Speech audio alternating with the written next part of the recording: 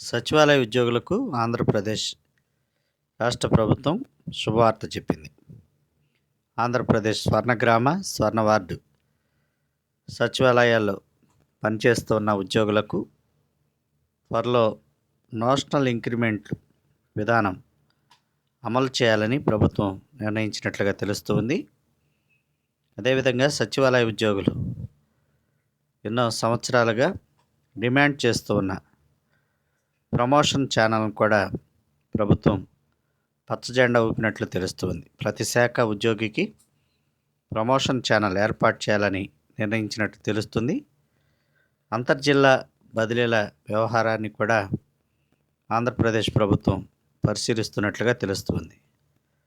Spouse ట్రాన్స్ఫర్ల అమలు, pay scale అమలుకు చర్యలు తీసుకునే దిశగా ప్రభుత్వం ఇప్పటికే ఏర్పాట్లు చేసినట్టు తెలుస్తుంది.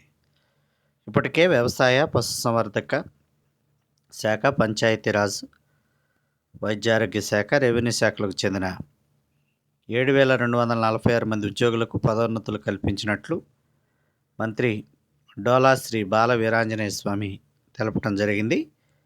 అలాగే పనిభారం తగ్గింపు, సెలవుల ఆమోదంలో సౌలభ్యం, ఉద్యోగుల గ్రీవెన్స్ పరిష్కారానికి ప్రత్యేక చర్యలు తీసుకుంటున్నట్లు ఆయన వెల్లడించారు. సచివాలయాల ఉద్యోగులు ఎంతో కాలంగా ఎదురు చూస్తున్న ప్రమోషన్లు, ఇంక్రిమెంట్లు ప్రభుత్వం కీలక నిర్ణయాల దిశగా అడుగులు వేస్తున్నట్లు తెలుస్తూ ఉంది.